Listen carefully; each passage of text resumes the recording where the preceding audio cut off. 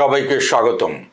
শিকড় টিভির নিয়মিত আলোচনা আরেকটি পারস্য যুদ্ধের ধারাবাহিক আলোচনায় আপনাদের স্বাগত জানাচ্ছি।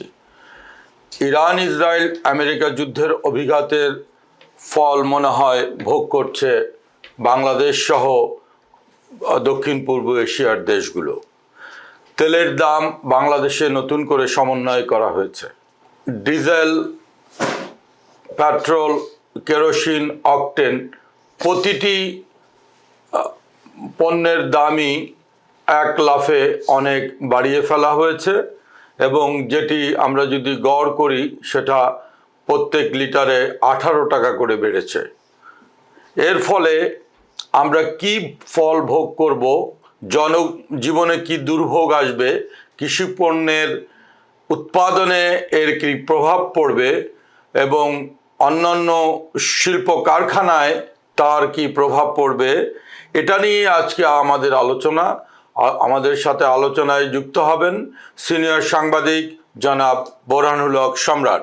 সম্রাট ভাই, আপনাকে স্বাগত আজকের অনুষ্ঠানে। ধন্যবাদ আপনাকে। আমরা যেটা বলছিলাম যে বাংলাদেশ, আমরা জানি ইরান ইসরায়েল আমেরিকা যেই পারস্য, আমরা ধারাবাহিক আলোচনা করছিলাম আরেকটি পারস্য যুদ্ধ, তারই একটি অভিঘাত বলতে পারি বা প্রতিক্রিয়া বলতে পারি।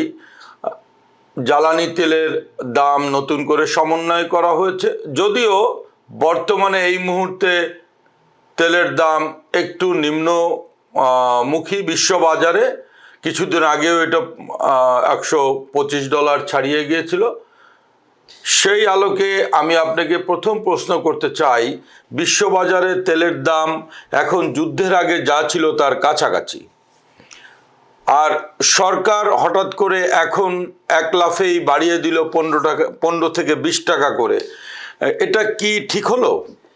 না, যেটি বলা হচ্ছে যে সমন্বয় করার কথা আপনি বললেন, সমন্বয় শব্দটি, তো তার মানে হচ্ছে যে এটি যখন আবার কমে যাবে তখন সমন্বয় করে আবার কমিয়ে ফেলা হবে।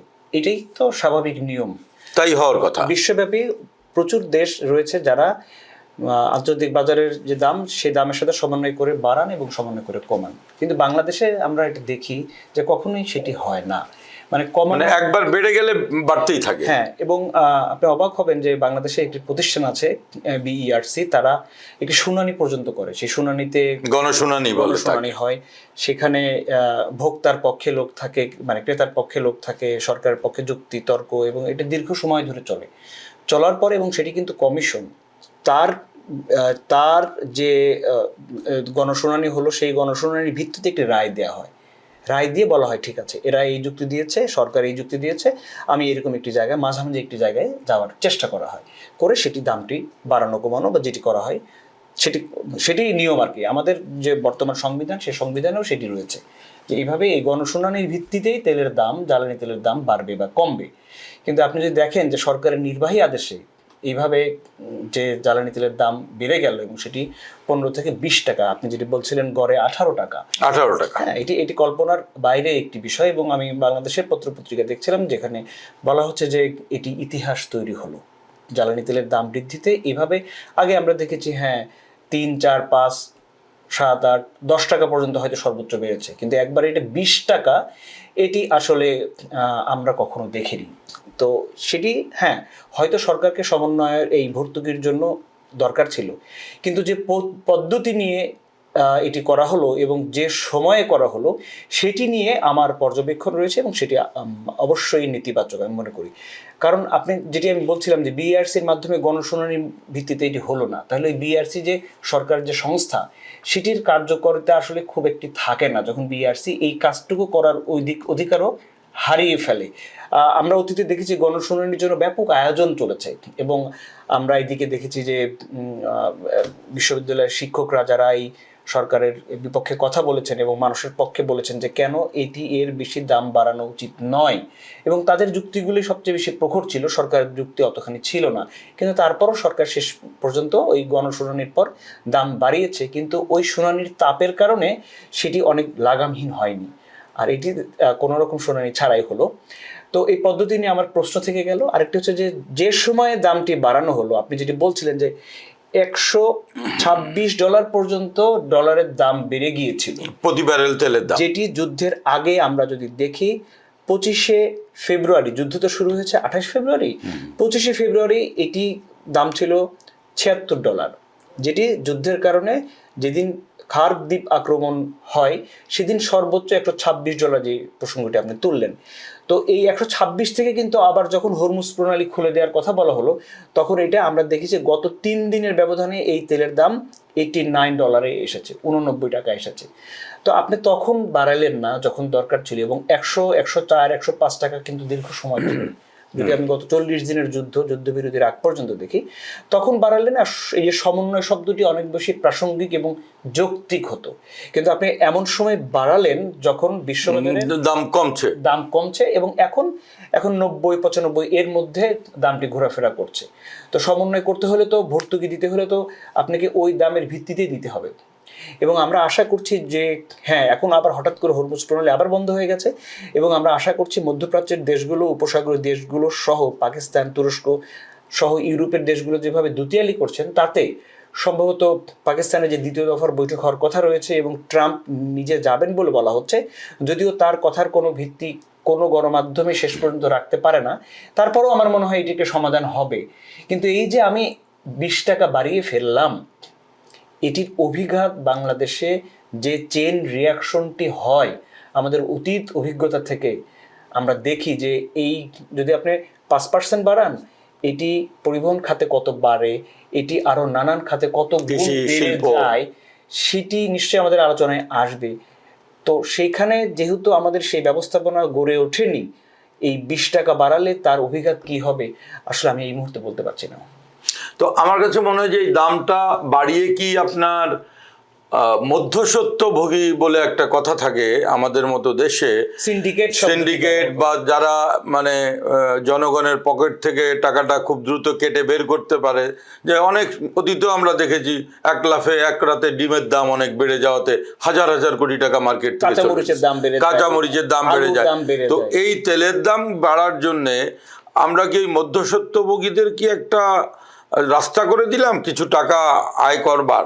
হ্যাঁ, এটি তো বলাই যায়, এবং তখনই সেটি দুঃখজনক হয়ে যায় যে অনেকে বলে না যে যৌক্তিক কারণ রয়েছে এই ভর্তুকিটা কমার, মানে ভর্তুকি সরকার যেটি দিচ্ছিল সেটি থেকে সমন্বয় করার জন্য এই দামটি বাড়ানো হলো। কিন্তু আপনি যেটি বললেন সিন্ডিকেটে, তখন কিন্তু এই টাকাটি সরকারের কাছে আর যাবে না। টাকা যদি সরকারের কাছে পৌঁছাতো তাহলে সরকার নিশ্চয়ই মানবিক দৃষ্টিভঙ্গি হোক আর যেভাবে হোক সেটি তিনি ম্যানেজ করতেন। কিন্তু সিন্ডিকেট যখন এই সুযোগ নিয়ে তার আলাদা দৌরাত্ম দেখিয়ে টাকা আয় করবেন, সে টাকা তো সরকারের টাকা নয়। এটি একটি বড় আক্ষেপের জায়গা। কারণ আমি যেটি বলছিলাম যে এই যে রিয়াকশনগুলো সামনে হওয়া শুরু করবে, সেটি সরকার কিভাবে হ্যান্ডেল করবে। এই দামটি যদি ঠিক থাকে, তারপরও সিন্ডিকেট এখান থেকে যে লাভের অংশটি নিয়ে চলে যাবে, এই টাকা তো সরকার নিতে পারবে না, সরকার হস্তক্ষেপ করতে পারবে না সেই টাকাতে, কারণ এটা তো তার মুনাফার অংশ হয়ে যাবে আর এমন তার মুনাফার এবং তার ব্যক্তিগত মুনাফার অংশ হয়ে যাবে, তাই না? ফলে এটি সরকার পেলে যে লাভটা হতো সেই লাভটা জনগণের কাছে আসবে না, সেটি আমার মনে হয় আর কি। আমাদের সরকার তো বারবার বলছে যে আমরা ভর্তুকি কমাতে বাধ্য হয়েছি। হ্যাঁ, সরকার সব সেক্টরেই টুকটাক কিছু না কিছু ভর্তুকি দেন, প্রণোদনা দেন গার্মেন্টসের ক্ষেত্রে। তো এই ক্ষেত্রেও তারা ভর্তুকি কমাতে তারা বলছেন বাধ্য হয়েছে। তো এই বিষয়ে আপনার মতামত কি? মানে খুব কি লাভবান হওয়া যাবে? হ্যাঁ, সেটি বলছিলাম, আমাদের আগের প্রশ্নের উত্তরেও এটির মধ্যে এটি রয়েছে যে আসলে যে চেইন রিয়াকশনটি শুরু হবে এই দাম বাড়ানোর ফলে, সেটি রোখার কোনো মেকানিজম বাংলাদেশে এখন পর্যন্ত তৈরি হয়নি। আমরা এটি দেখি যে সরকার আসলে একটা পর্যায়ে অসহায় হয়ে যায়, কারণ মানুষ হিসেবে আমরা এত বেশি মুনাফার দিকে ছুটি সুযোগ পেলে, এবং এটি এমন একটি সুযোগ যে ধরেন 10% তেলের দাম বেড়েছে, কিন্তু আপনি যখন দেখবেন যে এটা কৃষিতে এটা 25% চলে যাবে, পরিবহনে এটা 26% চলে যাবে, এবং সরকার ওইখানে এই মেকানিজম নেই দক্ষ ব্যবস্থাপনার মধ্য দিয়ে যে সে রুখে দেবে যে না তেলের দাম বেড়েছে 5%, তোমার বাসের ভাড়া যদি বাড়ে সেটি 5% বাড়তে হবে, এর বেশি হবে না। কিন্তু আপনি নিশ্চয়ই প্রপোর্শনেটলি বাড়তে হবে। কিন্তু আপনি দেখবেন আগামী কয়েকদিনের মধ্যেই অতীত অভিজ্ঞতা আমাদেরকে বলে যে বাসের ভাড়া সেটি কত শতাংশ বেড়ে যাবে। এবং আরেকটি বিষয় আমি আপনাকে বলি, প্রতিবার যেটি হয় যে এটি কিন্তু তেলের দাম বাড়ানো হলো না, গ্যাসের দাম কিন্তু বাড়েনি। কিন্তু আপনি যদি দেখেন বাংলাদেশের পার্সপেক্টিভে যে বহু পরিবহন এবং বড় বড় বাস কিন্তু তারা সিএনজিতে চলাফেরা করে। তো সিএনজি যে বাসটি সিএনজি চালিত বাস, যে প্রাইভেট কারটি সিএনজি চালিত প্রাইভেট কার, তাদের তো ভাড়া বাড়ানোর প্রশ্ন আসে না, সেটা তো সম্পূর্ণ অযৌক্তিক। হ্যাঁ, এবং আপনি যদি দেখেন সিএনজি পাম্প স্টেশনগুলোতে বড় বড় বাস দাঁড়িয়ে আছে এবং তাদের যে কন্টেইনার সেগুলো দেখলে মনে হয় যে এই যে সারা রাত লেগে যাবে, এরকম একটা সময় নিয়ে তারা, হ্যাঁ, তাদের তো এক একটা বাসে 4টা থেকে 6টা পর্যন্ত সিলিন্ডার থাকে, তাই না? তো ওই বাসওয়ালাও ভাড়া বাড়াবে, এবং ওই বাসওয়ালা যাতে ভাড়া না বাড়ায় সেটির দায় আপনার যদি থাকে তো ভালো, কিন্তু আপনার এই যে মেকানিজম সেটা দিয়ে আপনি ওই সিএনজি ওয়ালা যেন বাসের ভাড়া না বাড়ায় বা সিএনজি যেন বাসের ভাড়া না বাড়ায়, সেইটা মোকাবেলা করার মতো সক্ষমতা সরকারের আমরা গত দিনগুলোতে দেখিনি। এবং এর অভিঘাত ওই মানুষের উপর, সাধারণ মানুষ তার পকেটের টাকা দিয়ে এই যে দামটি বাড়লো তার অভিঘাত তাকে বহন করতে হবে। রাষ্ট্রের আর কোনো সংস্থা, আর কোনো মেকানিজম তাকে হেল্প করবে না। ধন্যবাদ সম্রাট। আমাদের আরেকটা বিষয় জানার ছিল, এটা আমরা জানি যে যেহেতু আমাদের গ্যাস ক্ষেত্র আছে, আমাদের অনেকগুলো সক্রিয় গ্যাস ক্ষেত্র, এবং সেখান থেকে অনেক এই গ্যাসের সাথে যে আমাদের সাথে যে বাই প্রোডাক্ট আসে, কন্ডেনসেটটা আসে, এই কন্ডেনসেট কিন্তু আমাদের দেশে ইস্টার্ন রিফাইনারি একটু স্বনামধন্য, একসময় খুবই স্বনামধন্য প্রতিষ্ঠান, প্লাস আপনি একটু আগে আলোচনায় বলছেন রশিদপুরে একটা কন্ডেনসেট ফ্ল্যাকচুয়েশন প্ল্যান্ট আছে। তো আমরা সব সরকারের আমলেই কম বেশি শুনতাম যে আমাদের এই কন্ডেনসেট দিয়ে যে পেট্রোল অকটেন আসে তাতে আমাদের দেশের যে চাহিদা তার অনেকাংশে পেট্রোল আর অকটেনের চাহিদা মিটে যায়। ডিজেলে হয়তো বা অতটা হয় না, কিন্তু পেট্রোল অকটেনে মিলে যায়। তো আমাদের এই স্বনির্ভরতার যে জায়গাটা, এই জায়গাটায় কি কোনো এখন সংকটে আছি আমরা? মানে কোনো কি অসুবিধা ব্যবস্থাপনায়? আপনি তো দীর্ঘদিন মাঠ পর্যায়ে সাংবাদিকতা করেছেন এবং এই সেক্টর নিয়ে অনেক কাজ করেছেন মনে হয়। না, এখন যেটি আপনাকে মানতে হবে যে প্রথম যখন একটা গ্যাস ক্ষেত্র আবিষ্কার হয় তখন আমরা জানি যে এই গ্যাস ক্ষেত্রের নিচে কি পরিমাণ গ্যাস আছে। এটা একটা দ্বিমাত্রিক অথবা ত্রিমাত্রিক 3D সাইসমিক জরিপ বলে, করার ফলে জানা যায় যে এখানে এই পরিমাণ গ্যাস রয়েছে। তো আপনি যদি আমাদের সবচেয়ে বড় গ্যাস ক্ষেত্র, যদি আমি ব্রাহ্মণবাড়িয়া যে তিতাস গ্যাস, হ্যাঁ, বা আমাদের শেভরন যেটি মৌলভীবাজার বা হবিগঞ্জের সেখান থেকে তুলছে, তো প্রতি বছর যখন গ্যাস যে পরিমাণ উঠানো হয় তার গ্যাস তো নিচে কমে যায়। এটা অবারিত নয়, মধ্যপ্রাচ্যের দেশগুলোতে যেরকম অবারিত, আপনি যতই উঠান না কেন কমছে না, এবং তারা সেই ভরসায় তাদের মানে আমরা দেখতে পারি যে প্রাচুর্যপূর্ণ একটা জীবন তাদের।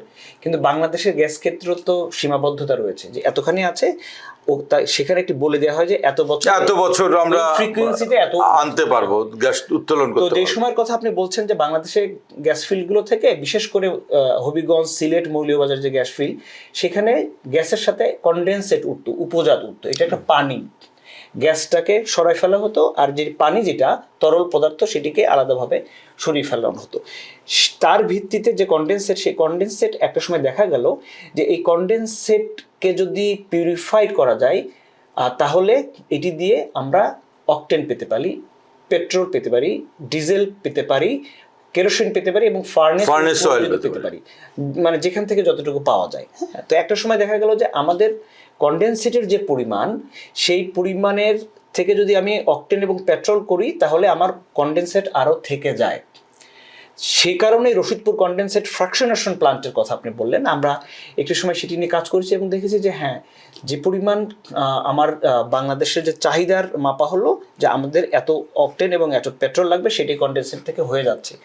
কিন্তু গ্যাস ফিল্ডে তো গ্যাস ওঠার সাথে সাথে সেই কন্ডেনসেটের মানে ওঠার পরিমাণও কমে গেছে। গ্যাস ফিল্ডে আপনারা জানেন যে তিতাস আর কত বছর গ্যাস দেবে, বা শেভরন থেকে আর কত বছর গ্যাস তুলবেন, আপনি তো পাবেন না। দিনকে দিন তাদের এই গ্যাস, নিচের যে গ্যাস সেটি কমে আসছে। ফলে সেই সক্ষমতার জায়গাটা কমে গেছে। তারপরও আমি মনে করি যে বাংলাদেশ সরকার যদি সঠিক ব্যবস্থাপনার মধ্য দিয়ে এখন তার সবগুলো গ্যাস ফিল্ড সক্রিয়, অনেক গ্যাস ফিল্ড তো মারা গেছে মানে সেই গ্যাস ফিল্ড এখন আর দু একটা দুর্ঘটনার কারণে নিষ্ক্রিয়, হ্যাঁ এখন আবার গ্যাস শেষ হয়ে গেছে এরকম আছে।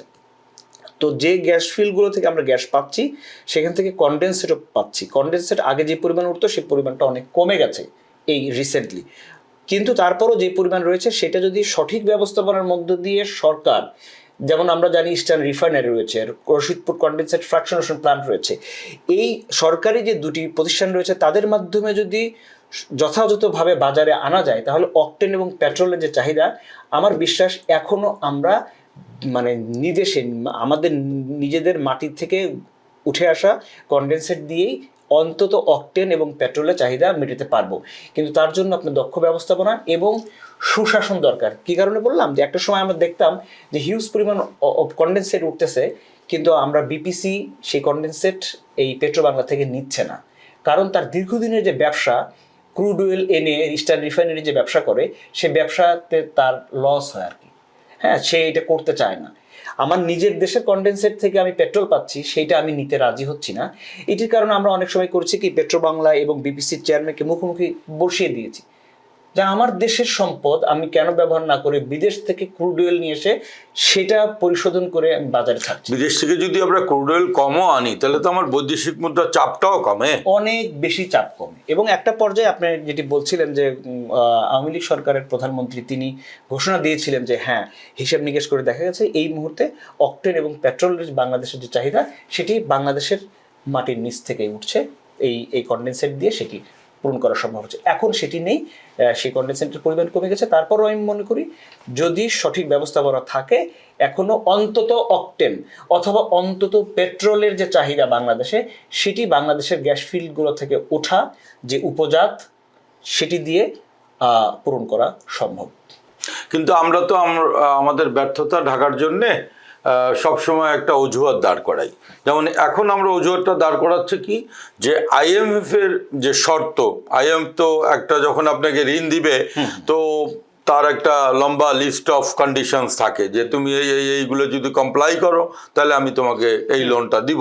এবং সেখানে অনেক সময় দেখা যায় যে কিছু জনস্বার্থে থাকে, কিছু থাকে জনবিরোধী থাকে, তো সেটা সরকার হয়তো বা চেক অ্যান্ড ব্যালেন্স করে তারা আগায় IMF এর সাথে।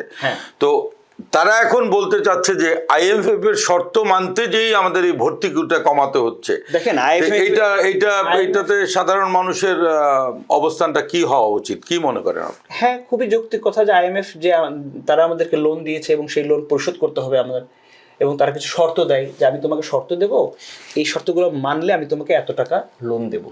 সেই শর্ত কি শুধু এই তেলের দাম বাড়ানোর এই সমন্বয় করা, নাকি এখানে আরও অনেক কিছু রয়েছে? আপনি যদি ব্যাংকিং খাত সংস্কারের কথা বলেন, IMF বারবার বলেছে, আমরা দেখেছি যে ব্যাংকিং খাত কিভাবে পারিবারিককরণ করা হয়েছে। হ্যাঁ, একটি পরিবারের কতজন সদস্য একটি ব্যাংকের ডিরেক্টর হয়ে গেছে, এটা তো বাস্তবতা। ব্যাংকিং খাত সংস্কারের কথা বলেছে, সে যে ঋণ, তার বিভিন্ন খেলাফি ঋণ রয়েছে, সেই খেলাফি ঋণগুলো IMF বারবার বলেছে যে তোমার হিসেবেই তোমার খেলাফি ঋণের পরিমাণ এত, তুমি আমাকে এই সুশাসন দেখাও যে তুমি খেলাফি ঋণ আদায় করছো, এবং সেটা তো তোমার লাভ, সেটা তো IMF নিয়ে যাবে না। IMF কিছু রাষ্ট্র সংস্কারের জন্য সরকারকে শর্ত দেয়, যেটি সরকারের জন্য ভালো, কিন্তু IMF এর শর্তের কথা বলে শুধু ওই তেলের দাম সমন্বয় করা হবে আর আমার ব্যাংকিং খাতে সংস্কার করলাম না, আমি আমার যে খেলাপি ঋণটা আদায় করলাম না। শুধু তাই নয়, এই যে সিস্টেমের মধ্যে যে অপচয় রয়েছে, বিপুল পরিমাণ অপচয়, বিপুল পরিমাণ দুর্নীতি, আপনি যদি সেটিও কমিয়ে আনেন তাহলেও কিন্তু আপনার এই টাকাটা উঠে আসে। মানে আমি আপনাকে একটা উদাহরণ দিই, যে ধরেন তিতাস গ্যাসের কথা আপনি শুনেছেন, যে এখন পর্যন্ত হিসেব করে দেখা যায় যে তিতাস গ্যাসে যদি ধরেন প্রায় 32 লাখ গ্রাহক থাকেন, এর মধ্যে 3 লাখ গ্রাহক আছেন এই তারা অবৈধ লাইন নিয়ে এই গ্যাস চুরি করে, তারা গ্যাস চুরি করছে। এর মধ্যে একটা বড় অংশ আছে বিজনেস সিন্ডিকেট রয়েছে। আর ওই যে 3 লক্ষ গ্রাহক, তাদেরকে যদি আপনি সরকারের কাঠামোর মধ্যে নিয়ে আসেন তাহলে কিন্তু আপনি আরো টাকা ইনকাম করেন, সরকারের কোষাগারে টাকা জমা পড়ে। এই 3 লক্ষ অবৈধ গ্রাহক তারা এই তিতাসেরই কর্মকর্তা কর্মচারীদেরকে প্রতি মাসে একটি টাকা দিয়ে এই যে মানে গ্যাসের লাইন সেটি বহাল রাখছে, রাষ্ট্র কিন্তু এই টাকাটি পাচ্ছে না। আমরা একবার একটা সময় দেখেছিলাম, পেট্রো বাংলা চেষ্টা করলো যে হ্যাঁ, যারা অবৈধভাবে দীর্ঘদিন লাইন নিয়েছে তাদেরকে বৈধকরণ করার একটি প্রক্রিয়া শুরু হলো, কিন্তু আমরা দেখলাম এর মধ্যেও বহু মানুষ নানানভাবে এটির বাইরে থেকে গেল এবং পেট্রো বাংলা এবং সরকারের পক্ষে সম্ভব হলো না প্রকাশ্যভাবে এই অবৈধ লাইনগুলোকে একটা প্রাতিষ্ঠানিকীকরণের মধ্যে ঢোকানো। এই যে এটিকেই আমি বলছি দুর্নীতি এবং সিস্টেমের যে অপচয়, সেটি যদি আপনি ঠিক করতেন, কাঠামোগত সংস্কার যদি আপনি করতেন, তাহলে কিন্তু আপনি অনেক টাকা আপনি পেয়ে যেতেন। যেটি আমরা বলি যে এই যে কুইক রেন্টালের যে বিদ্যুৎ, কুইক রেন্টালের জন্য আমাকে যখন সে আর বিদ্যুৎ তার কাছ থেকে আমি নিব না, তাকে আমার একটি বড় অংশ ক্যাপাসিটি চার্জ দিতে হবে। এবং আমরা দেখেছি সেই ক্যাপাসিটি চার্জ বছরে 92,000 কোটি টাকা পর্যন্ত উঠে গেছে। এবং আমরা দেখেছি যে ওই বিদ্যুৎ কেন্দ্র থেকে আমার হয়তো বছরে 2 বার বা 3 বারের বেশি বিদ্যুৎ নিতে হবে না, কিন্তু আমি সেই বিদ্যুৎ কেন্দ্রকে অনুমোদন দিয়ে দিয়েছি। কিন্তু ওই বিদ্যুৎ নেওয়াতে ওইটার যে পার ইউনিট কস্ট মনে পড়ে যাবে 1000 টাকা। হ্যাঁ, এবং কখনো কখনো 1000 টাকা পড়েছে। এবং আমার সরকারি বিদ্যুৎ কেন্দ্র থেকে বিদ্যুৎ নিলে হয়তো পার ইউনিট 7 টাকা, 8 টাকা, 10 টাকা, 12 টাকা পড়েছে। কিন্তু আপনি যেটি বলছিলেন, কোথাও দেখা যাচ্ছে আসলে এটা 1000-এর কাছাকাছি চলে গেছে। এক্স্যাক্টলি। কোথাও দেখা যাচ্ছে এটা 100 টাকা পার ইউনিট পড়েছে। তখন এইটা নিয়ে এসে গড়ে আপনি কিন্তু একটা দামি আপনি সাধারণ মানুষকে দেন। এই যে সিস্টেমগুলোতে যে অপচয়গুলো রয়েছে, সেই অপচয় রোধ করলে কিন্তু সরকারের সবচেয়ে বেশি লাভ হয়। আমি জানি না এই সরকার সেদিকে হাঁটছে কিনা, কিন্তু তারা যেভাবে দাম বাড়ালো তাতে মানুষের কথা চিন্তা করেছে কিনা সেটি নিয়ে আসলে ভাবার অনেক অবকাশ রয়েছে। কারণ আমরা তো দেখি যে আমরা তো কথাবার্তা হয় দেশে বিভিন্ন জনের সাথে, আসলে কি হয়, আসলে এই যে সাধারণ যে জনগণ, যে সাধারণ মধ্যবিত্ত শ্রেণী, চাকরিজীবী শ্রেণী, যারা পেশাজীবী, তারা কিন্তু খুব একটা সরকারকে কোনোভাবেই ফাঁকি দেওয়ার চেষ্টা করে না। এটা করে নাই না বললেই চলে। কিন্তু করে কারা? করে যাদের কাছে অনেক টাকা, যাদের অনেক শক্তি, তারাই কিন্তু সরকারকে বিভিন্নভাবে ফাঁকি দেওয়ার চেষ্টা, সেটা বিদ্যুৎ বিল চুরি করে হোক, গ্যাস চুরি করে হোক, সিন্ডিকেট করে হোক, এইভাবেই করছে কিছু খুবই মানে অল্প সংখ্যক মানুষ। ওই যে একটা কথা আছে আমাদের দেশে যে শক্তের ভক্ত নরমের জম। তো আমরা এই শক্তগুলোকে কিন্তু খুব একটা ভালোভাবে ট্রিট করছি না। নরমগুলোকে, আমার 5000 টাকা কৃষি ঋণের জন্য কোমরে দড়ি পড়ে যায়, কিন্তু যার কাছে একটা ব্যাংক 300 কোটি টাকা 400 কোটি টাকা পাবে, তারা বহল তবিয়াতে খুব লাক্সারিয়াস লাইফ লিড করে। এটা কিন্তু আমরা এই জন্মের পর থেকেই বাংলাদেশে এটা দেখে আসছি। এই যে বাসের মালিক 5%, 20% তো প্রায় ধরেন প্রায় 15% করে বাড়লো। আপনি বলছিলেন যে গড়ে 18 টাকা, সে কত টাকা বাড়াতে পারবে? হ্যাঁ, অলরেডি কিন্তু রাষ্ট্র তাকে এক ধরনের ভর্তুকির মধ্যে রেখেছে বাস মালিকদেরকে। তারপরে সে কত টাকা বাড়াতে পারবে? এই যে সে যখন আরো বাড়িয়ে দেবে, এই যে টাকাটা ওই বাস মালিক পাবে, সেটা কি রাষ্ট্র পাবে? না, এটা তো ব্যক্তিগত মনে হয় চলে গেল। হ্যাঁ, তো আমি বাস মালিকের কাছে সরকারের কাঠামো ওইটা তৈরি হয় নাই যে বাস মালিক এটি করতে পারবে না। বাস মালিক একটা জবাবদিহিতার মধ্যে থাকবে, সেটি পারে না।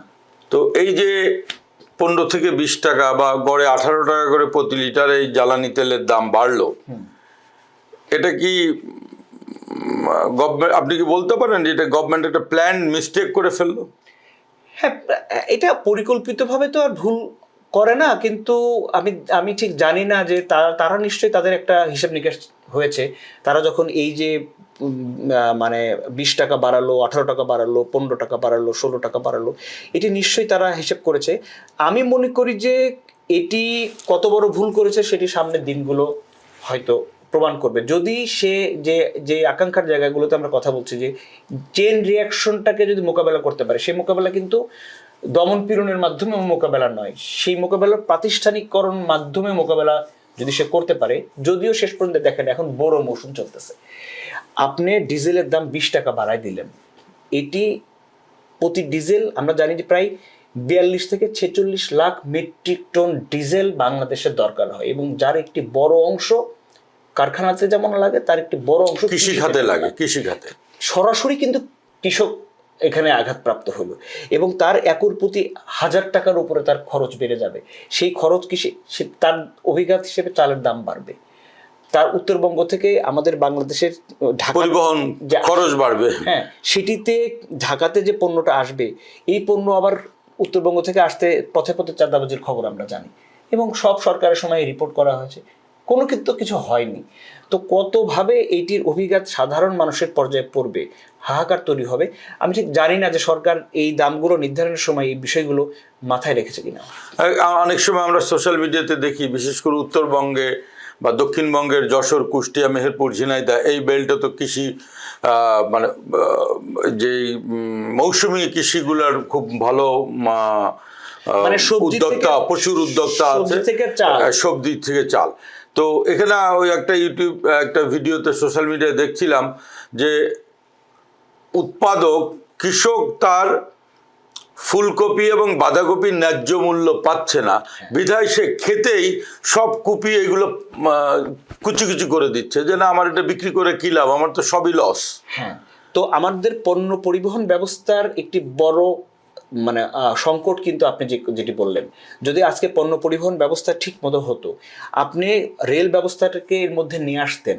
রেল বাংলাদেশের উত্তরবঙ্গের প্রধান বাহন, প্রান্তিক পর্যায় পর্যন্ত গেছে আছে। আপনি যদি ওই মেকানিজমটা করতেন যে 5 টাকার রাজশাহীতে বা বগুড়াতে উৎপাদিত 5 টাকার ফুলকপি ঢাকায় এসে 27 টাকা বিক্রি হবে না, এটি যদি কৃষকের কাছে যদি আপনি ওই মেকানিজমটা তৈরি করতেন, যেটি সরকারের এখন করা উচিত বলে আমি মনে করি, না হলে এর অভিঘাত কোথায় যাবে আমি জানি না। কারণ এটি পণ্য পরিবহন ব্যবস্থা যদি সঠিক হতো, তাহলে ওই যে এই ফুলকপিটা বা পাতাকপি যেভাবে কেটে ফেলেছে সে রাস্তায়, সেটি কিন্তু হতো না।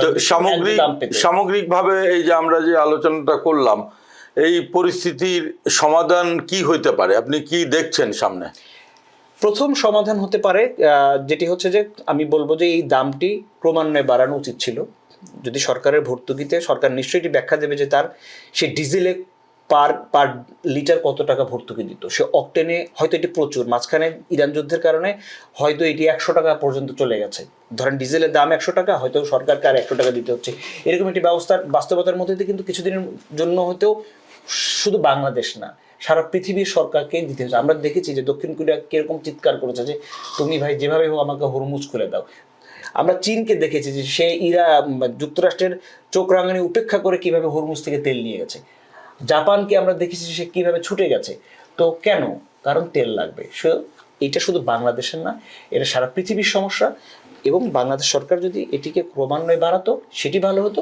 আরেকটি যে আমার আকাঙ্ক্ষার জায়গা থেকে বলি, যদি সমন্বয় করা হলো, তো সমন্বয় শব্দটি আপনি প্রথমে বলেছেন, সরকারও সমন্বয় শব্দটিকে খুব পছন্দ করে। তো তাহলে তেলের দাম যখন কমে যাবে, আন্তর্জাতিক বাজারের দিকে চোখ রাখে আপনি সমন্বয় করে দামটা কমিয়ে ফেলবেন। এটি হচ্ছে একটি সমাধান। যখন কমে যাবে তখন আপনিও কমিয়ে ফেলবেন। যে ভর্তুকিটা আপনি গত 40 দিনের যুদ্ধের মধ্যে দিয়েছেন, সেটা উঠে যাওয়ার সাপেক্ষে আপনি এই তেলের দামটি আবার কমিয়ে আনবেন। তাতে কি হবে? তাতে একটি উজ্জ্বল উদাহরণ তৈরি হবে যে সরকার শুধু দাম বাড়ায় না, দাম কমায়ও।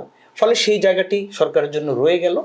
আরেকটি হচ্ছে যে এই যে কাঠামোগত সংস্কারের ভিতরে গেলে এই যে দুর্নীতি, চেন রিয়াকশন, বাস পরিবহন সেক্টর বা কৃষিতে যাতে এটার অভিঘাত সেই মাত্রায় না পড়ে, সরকারকে তার কঠোর নজরদারি, তদারকি সেটি বাড়াতে হবে। সেটি আমরা সামনে সময় বলে দেবে সেটি পারে কিনা। নজরদারি, সুশাসন, দক্ষ ব্যবস্থাপনা এবং তেলের দামের সামনে সমন্বয়, এটি থেকেই কেবল বাংলাদেশের মানুষ এই যে তেলের হঠাৎ করে এত দাম বৃদ্ধি, তা থেকে মুক্তি পেতে পারে বলে আমার মনে হয়। ধন্যবাদ বোরহানুল হক সম্রাট। সুপ্রিয় দর্শক, আমরা এতক্ষণ বাংলাদেশের যে পরিবর্তিত তেলের মূল্য বৃদ্ধি বা তেলের মূল্য সমন্বয় নিয়ে কথা বললাম। আমরা কারো প্রতিপক্ষ নই, আমরা গঠনমূলক সমালোচনা করতে চাই। আমরা সরকারকে তার পদক্ষেপগুলোর যদি কোনো ভুল থাকে সেটি ধরিয়ে দিতে চাই, এবং আমরা আশা করব আমাদের আলোচক জনাব বোরহানুল হক সম্রাট যেটা বললেন, যে কথাটা আমরা শুরুতে বলেছিলাম, সমন্বয়। হ্যাঁ, আপাতত যদি পরিস্থিতির বিবেচনায় মনে হয় যে আমার এই দামটি বাড়ানোর প্রয়োজন হয়েছে, আমরা দাম বাড়ালাম। কিন্তু আমাদের যখনই আন্তর্জাতিক বাজারে তেলের মূল্য এখনই নিম্নগামী, যদি আরও কমে যায়, আমরা আবার ঠিক রিভার্স ফিক্সেশনে যাব যে আমরা পূর্বের অবস্থায়, তেলের দামের পূর্বের অবস্থায় ফিরে যাব অথবা আরেকটু কমিয়ে দেব। তাতে করে জনমনে একটি স্বস্তি আসবে এবং জনজীবন স্বাভাবিক হবে এবং কৃষি পণ্য, শিল্পর যে কাঁচামাল এবং যে উৎপাদনের খরচ সেটাও কমে আসবে। অ্যান্ড ওভারঅল বাংলাদেশের ইকোনমিতে এটার একটি পজিটিভ ইম্প্যাক্ট হবে, এইটা আমরা আশা করি। সবাইকে শিকড় টিভির এই অনুষ্ঠান দেখবার জন্য অসংখ্য ধন্যবাদ। আপনারা শিকড় টিভির সঙ্গেই থাকবেন। আমরা ভবিষ্যতে আবার অন্য কোনো আলোচনায় আপনাদের সাথে মিলিত হব। ততক্ষণ পর্যন্ত খোদা হাফেজ।